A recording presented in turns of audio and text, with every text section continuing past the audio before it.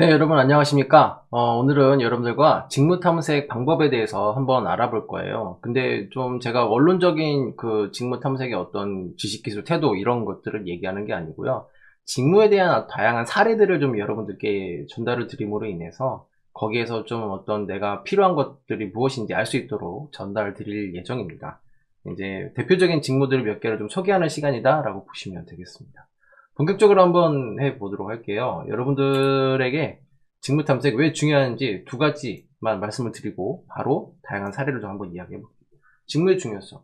기업 채용 방식에 변화되고 있습니다. 이전에는 어떤 채용이 대규모 채용이었어요. 그래서 막 4,000명씩, 5,000명씩 뽑아서 막 그 아래 그 기업들이 막 뿌리는 그런 형태였죠. 대기업 같은 경우에는. 그런데 요즘에는 그렇게 하지 않고요. 일반적으로 야 너네 몇 명 필요해? 3명이요. 그럼 오케이 2명만 필요할게. 2명만 보낼게. 그러니까 잘라요. 그리고 2명에 대해서 또 채용을 할 때 본인들이 그 인사팀이나 이런 쪽에서 채용을 하지 않습니다. 본인이 그러니까 어떻게 하냐면 야 우리 너네 그 필요한 사람이 어떤 사람이야? 그럼 어떤 역량이 필요한 사람이 필요해? 한번 정리해서 줘봐. 오케이. 그러면 인사팀에서 그걸 받아서 채용 공고를 내고요. 면접을 봅니다. 면접을 볼 때도 본인들이 보는 게 아니에요. 본인도 앉아있지만 옆에서 현장에서 같이 일할 사람들을 그 여러분들 뭐 선배가 될 수도 있겠죠. 그 사람들을 데려와서 같이 앉아서 그 이야기를 합니다. 어, 자, 그러면 네가 봤을 때 같이 일할 사람이니까 네가 한번 뽑아봐. 이 친구는 어떤 것 같아? 물론 이제 같이 옆에서 보기도 하겠지만. 그래서 실제 현장에서 같이 일할 사람들이 면접을 같이 보는 경우들이 많이 보게 되는 현상이 된 거죠. 왜 이렇게 된 걸까요? 그렇죠. 예전에는 경기가 막 부흥하던 시기에는 누굴 뽑아서 빨리 자리를 채워야 되는 게 목적이었지만 이제는 경기가 그렇게 썩 좋은 상황이 아니죠, 우리나라가. 그런 상황에서 한 명이 해줘야 되는 역할들이 너무 커진 거예요. 그러다 보니까 그 한 명을 제대로 뽑아야 돼요. 한 사람은 잘못 보면은 막 그 회사가 휘청휘청거리는 경우들도 여러 번 보게 됐습니다. 때문에 그 집중도 있게 보게 되는 거죠. 그러다 보니까 면접의 유형들도 예전에는 다대다 한 5명에서 5명이 면접 보거나 이렇게 했는데 이제는 면접관들이 한 5명 들어가고 면접자는 1명이에요. 뭐 그래가지고 여러 가지 질문들을 막 깊이 있게 보려고 많이 노력은 또 하고 있습니다. 현재 상황은 이렇기 때문에 기업의 채용 방식이 잘 변화함에 따라서 여러분들도 거기에 대한 직무 맞춤이 해야 돼요. 왜? 또 한 가지 이유가 딱 하나예요. 물어보는 건 하나일 겁니다. 그러니까 당신이 이 일을 잘할 수 있는 이유가 뭔가라는 그런 질문들은 기본적으로 하게 되죠. 그래서 여러분들이 내가 이 일을 잘할 수 있는 근거를 대주셔야 돼요. 그게 채용에서의 가장 핵심적인 질문이라고 보시면 되겠습니다. 그리고 또 한 가지가 직무를 알아야 여러분들이 경력 관리를 할 수 있어요. 예전처럼 뭐 이런 일 저런 일 다양하게 했다고 해서 좋아하는 그런 시대가 아니고요. 여러분들은 하나의 직무에 깊이 파고드는 어떻게 보면 오타쿠처럼 그 분야에 대한 집착과 혹은 깊이를 통해서 많은 지식을 알고 있거나 전문가적인 부분이 돼야 된다는 얘기입니다. 그래야 여러분들이 길게 가는 전문가가 되는 거죠. 즉, 하나의 회사에서 여러 직무를 하는 게 아니고요.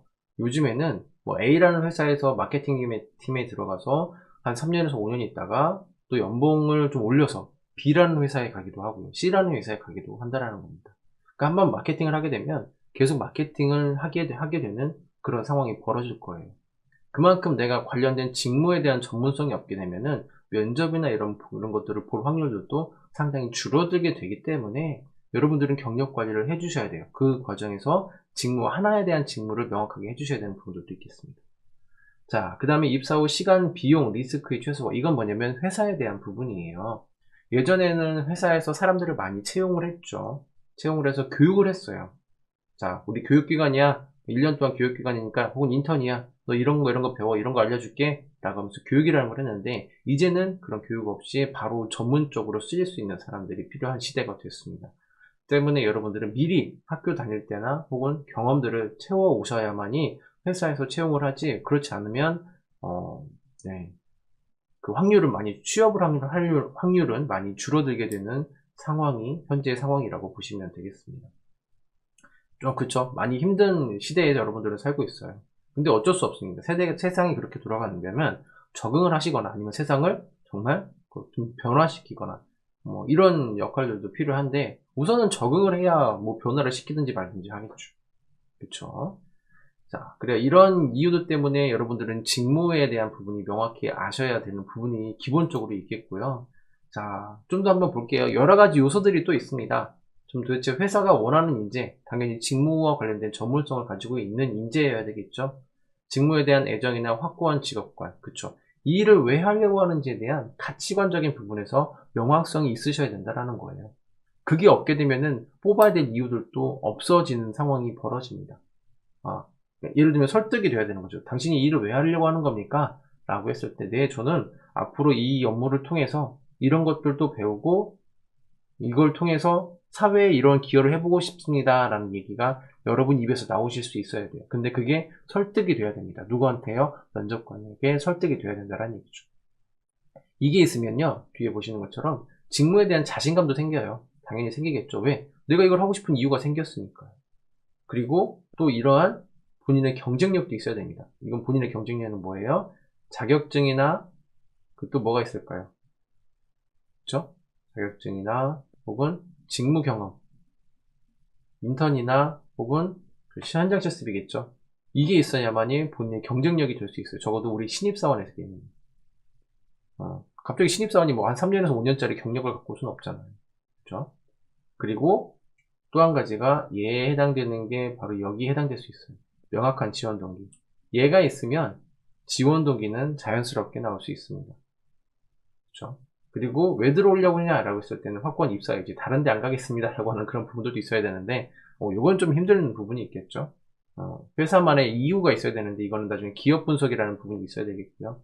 장기적인 업무 계획이 필요하느냐? 실제 이거는 입사 후 포부라고 볼 수도 있겠죠. 포부인데 장기적인 근무, 그러니까 저는 열심히 하겠습니다 라고 하는 그런 부분이 아니고요. 회사에 들어와서 저는 앞으로 이러이러한 일들을 앞으로 몇 년 안에 이렇게 하겠습니다 라고 하는 그런 계획을 가지신 분들이 더 오래 다니더라 라는 얘기죠.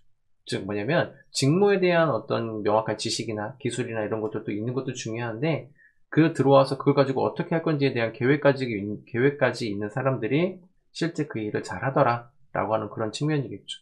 그런 기본적인 것들을 구체적으로 파고 들어가시려고 한다면 직무에 대한 명확성이 있으셔야 돼요. 내가 이 직무가 뭐 하는 곳이고 어떤 역량이 필요하고 어떤 스킬이 필요하고 어떤 경험들이 있어야 되는지 앞으로 어떤 상황들이 벌어지는지에 대한 이해가 있으셔야 이 얘기를 할 수 있다는 거죠. 자, 그리고 또 한 가지 직무 맞춤형 AI 채용 시대예요. 되게 무서운 내용이죠. 화면만 봐도 솔직히 저는 가끔 깜짝깜짝 놀랍니다. 여자 모습이 저렇게 막 인식이 되죠. 마스크가 인식이 되는 거잖아요. 그만큼 직무에 대한 내용에서 핵심 단어나 혹은 직무에 대한 질문이라든지 이런 것들을 깊이 있게 심리적으로 알아보는 그런 시스템들이 많이 늘어나고 있습니다. 마이다스 IT에서 처음에 만들었는데 요즘에는 많이 이런 프로그램들을 활용을 하고 있는 것도 사실이기도 하고요. 그만큼 이 AI 채용이라는 부분에서는 너무 일반적인 부분이 있어요. 많이 더 늘어날 거고요. 그래서 여러분들이 이 안에서 얘네들도 질문하는 건 똑같아요. 결국엔 질문은 똑같아요. 당신이 이 일을 잘할 수 있는 이유가 뭐냐라는 것을 다시 물어보게 되는 거죠. 네, 말을 좀 빨리 했는데 중요합니다. 채용에 대한 시대가 바뀌었고 전형이 바뀌었고요. 물어보는 질문들이 바뀌었습니다. 그래서 여러분들은 직무라는 것을 알으셔야 돼요. 직무 분석. 그러면 이제 본격적으로 시작해 볼 거예요. 자, 직무 분석. 분명히 입사 지원서를 쓰기 위해서는 이 직무에 대한 명확한 인식이 있어야 된다라는 것은 그 인사 담당자들에게도 꼭 똑같이 중요하다는 걸 알고 있고요. 우리 그 지원자들도 잘 알고 있습니다. 직무에 대한 이해가 있어야 된다라는 거. 그리고 또 한 가지 보시면은 문항들이에요. 문항들을 보게 되면은 대부분 다 이렇습니다. 차별화된 본인의 강점이 뭐냐? 이 일을 잘할 수 있는 본인의 차별화된 강점이 뭐냐? 결국에는 직무에 대한 부분을 물어보는 거잖아요. 그리고 본인이 지원한 직무에 필요한 전문성을 갖추기 위해서 뭐 했냐? 그쵸. 세 번째 보면은 지원한 직무 관련 가장 관심 있는 트렌드를 설명하라. 결국엔 직무예요. 직무에 대한 지식이나 혹은 상황이나 산업이나 거기에 필요한 역량이나 이런 것들을 모른다고 한다면 이 내용을 쓸 수가 없다라는 얘기죠. 명확하게 얘기하면 이거는 지금 제가 3년 전에 뽑아왔던 문항들입니다. L이라는 회사에서. 근데 지금은 대부분의 회사들이 더 이렇게 더 많이 쓰고 있는 게 일반적이라고 보시면 되겠습니다. 자, 그럼 본격적으로 한번 보도록 할게요. 다양한 몇 가지 직무에 대한 사례를 통해서 여러분들에게 이런 직무에서는 이런 것들을 한다라는 것을 설명을 좀 드려보겠습니다. 자, 우선은 아모레퍼시픽이라고 하는 회사에서의 해외 직무에 대한 부분이에요. 해외 영업 할 수도 있고 안 할 수도 있습니다. 왜냐면 기본적으로 우리나라는 삼면이 바다이기 때문에 수출이 없이는 먹고 살 수 없는 나라죠. 그런데 그 해외 영업 내가 할 수도 있다 안 할 수 있다 이런 얘기 말씀드린 거는 해외 영업이 꼭 해외에 나가서 해야 되는 게 아닙니다. 이 업무의 90% 이상, 그쵸? 해외 영업의 90% 이상은 매일이에요, 매일. 해외에 나갈 일이 별로 없습니다.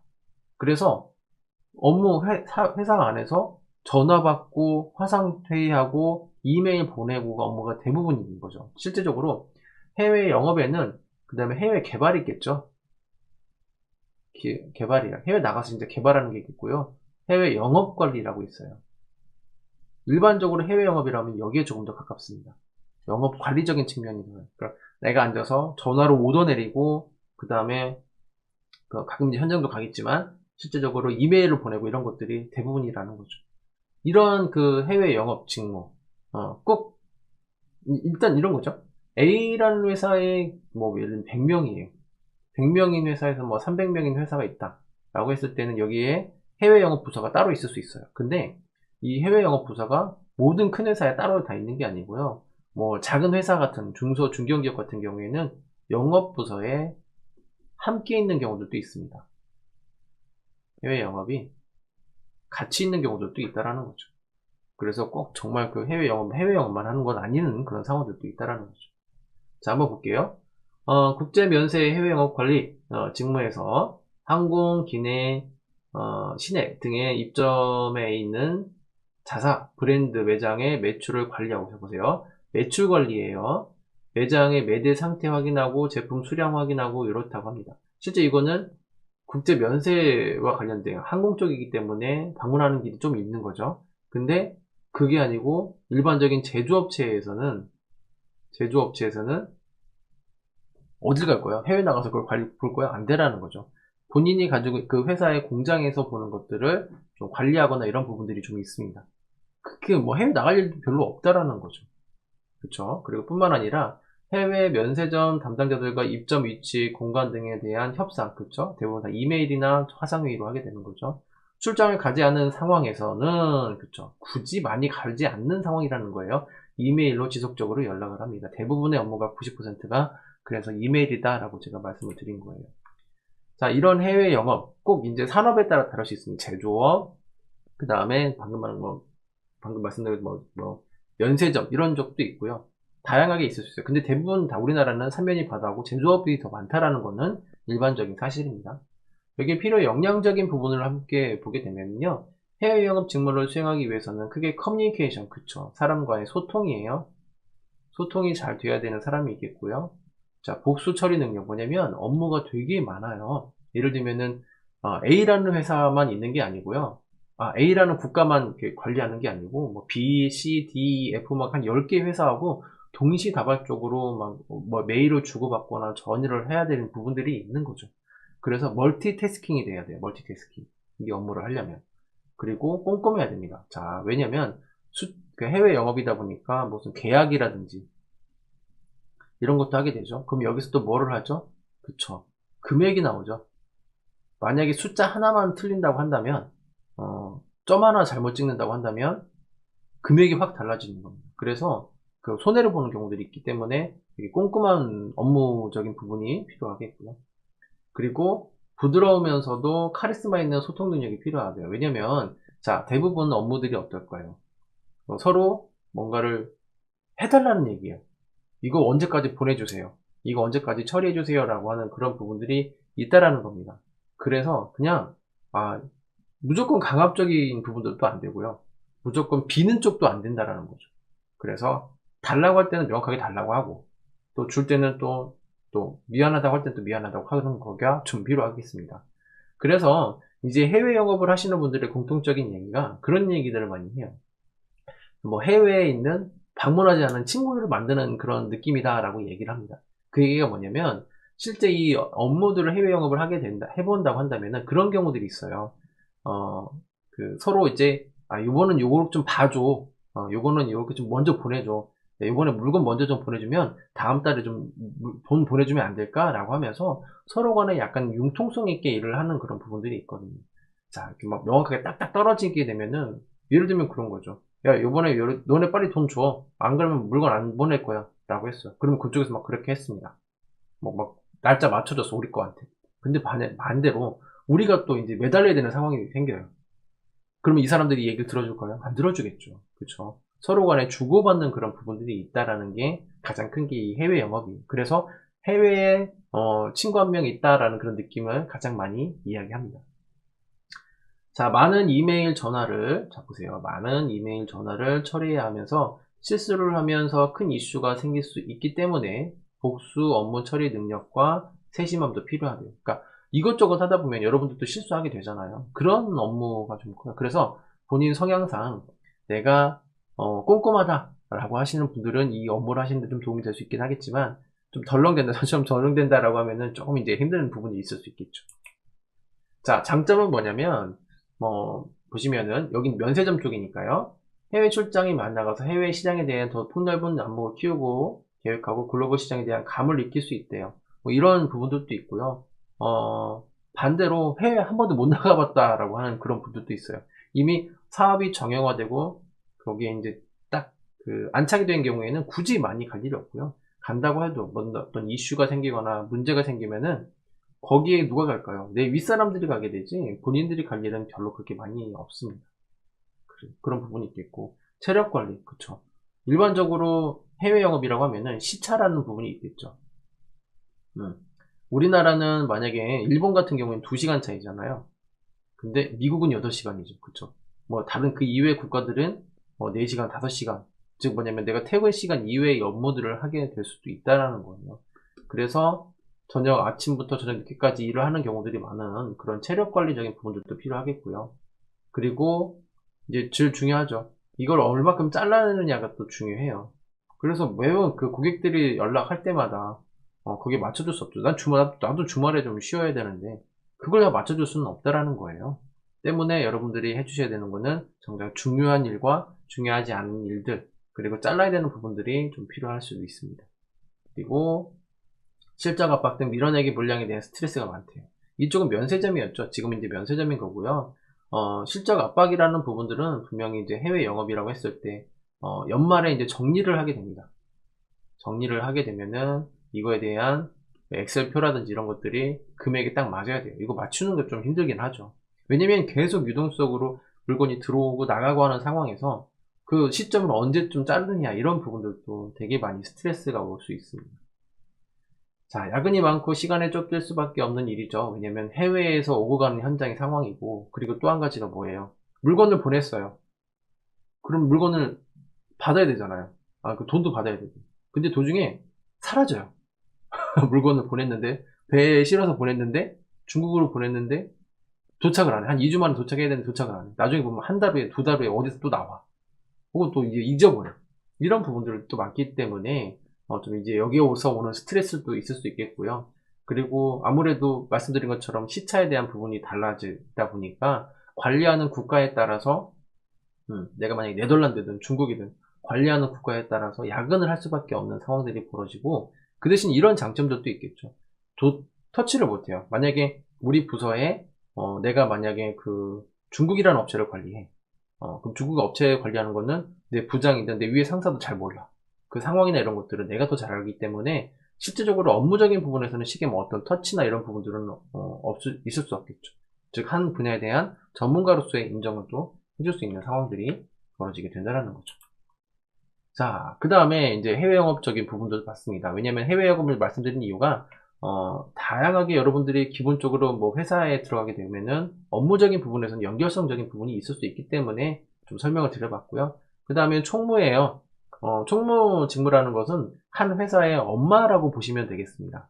엄마란 얘기가 뭐냐면, 자, 총무를 한다면 돈계산, 예산 정책 등 업무를 생각하지만 일반적으로 그런 업무들은 회계 재무 파트에서, 그죠? 회계 재무 파트가 담당해요. 즉, 회사가 큰 경우에는 재무나 회계 파트가 따로 나뉘어져 있지만 회사가 작은 경우에는 총무에서 이런 것들도 다 하죠. 예를 들면은 회사가 몇 명 안 돼, 50명밖에 안 돼. 그러면 회계도 하고, 재무도 하고, 그 다음에 사람도 뽑고, 인사팀도 하고. 그래서 만약에 내가 인사와 업무를 하려고 하고 싶은데, 너무 큰 회사에는 한 번에 나를 안 뽑아줘. 대학원도 나와야 되고, 이런 상황이야. 그러면 총무팀의 작은 회사에 들어가서, 작은 회사 총무팀에 들어가서 업무를 익히면서 그 단계별로 그 인사팀에 들어가려고 하는 준비하는 사람들도 좀 있다라는 거 아시면 되겠습니다. 자, 그 다음에 또 엄마라고 불려요. 왜냐면 실제적으로 뭐 회사에 있는 뭐 행사, 뭐 체육대회도 총무팀에서 해야 되고 물품이 떨어졌어요. 그 물품도 사다 줘야 되고 이런 부분이라서 총무는 엄마라고 하는 그런 직책에 조금 좀 비유할 수도 있겠습니다. 근데 이게 총무라는 분야가 전문적이지 않다 보니까 40대 넘어가서부터는 회사의 뭐 경영의 주요 직책으로 올라가지 않게 되면은 조금 이제 위치적인 부분에서는 애매한 부분이 바로 이제 총무 업무다라고 보시면 좀 되겠습니다. 제가 이제 말씀을 드린 거고요. 여기에서 이제 필요한 역량은 자, 많은 사람들과 협업이 필요하고 도움을 청하는 일도 많으며 도움을 줄 수 있는 일도 많겠죠. 왜냐면 회사의 업무의 전반적인 부분이다 보니까 어떤 특정한 사람들과의 어떤 커뮤니케이션이 아니고요. 뭐 현장 사람들도 혹은 이제 그 안에 사장님이든 부서원들이든 다양한 사람들과의 어떤 소통 능력이 좀 필요할 것이고요. 그 다음에 업무 처리, 뭐 예를 들면 연말정산이라든지 혹은 이제 뭐 회계 뭐 감사 마감이라든지 이런 것들을 할 때 필요한 서류, 예를 들면 영업팀에서 영업 자료가 필요하거나 혹은 이제 뭐 그 이외 다른 부서에서 뭐 재무팀에서 법무팀에서 서류가 필요하다라고 했을 때 그것을 서로 도움을 주고 도움을 받는 좀 유기적인 어떻게 보면 버스의 정류장 같은 역할을 하는 게 총무팀이라고 보시면 되겠습니다. 네. 그래서 사람들과의 원만한 관계가 좀 이루어져야 되는 부분이 있겠고요. 그 다음에 말씀드린 것처럼 단점적인 부분은 오래 일을 할 수 있는 일이 아닐 수 있어요. 그러니까 전문적인 부분이 아니다 보니까 지원 업무이다 보니까 그게 조금 이제 그 다른 엔지니어 직군이나 이런 것들을 그쪽으로 한 40대, 50대 넘어가면 바꾸시려고 하는 분들이 꽤 있습니다. 자, 그 다음에 인사, 뭐, 채용, 개발팀이에요. 인사 업무 같은 경우에는 여러분들이 좀 쉽게 생각할 수 있는데, 자, 보시면은, 신입사원, 경력사원, 그 다음에 평가, 보상, 승진, 교육 등 전반적인 업무를 하게 됩니다. 그러니까, 인사 업무는, 예를 들면은, 평가 관리, 그쵸. 내부 사람들의 평가 관리도 있겠고요. 그 다음에 신입사원들 뽑고 교육하는 부분들도 있어요. 근데 이게 보면은 공부를 되게 많이 해야 되는 부분입니다. 보통 이제 석사 이상을 좀 많이 뽑는 경우들이 좀 있고요.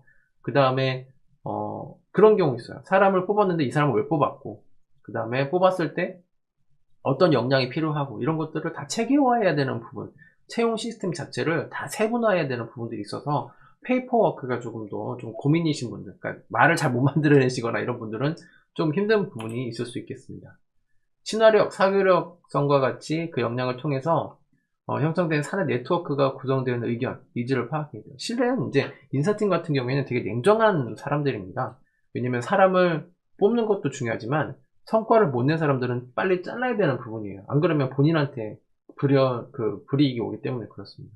그리고 또 회사가 어려워질 때는 대량 해고를 해야 되는 부분들도 있어요.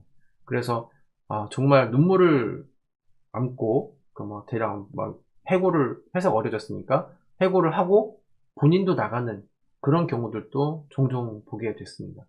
그리고 또 한 가지가 되게 상냥할 것 같지만 말씀드린 것처럼 되게 냉정한 사람들이고 또 반대로 입이 무거워야 돼요.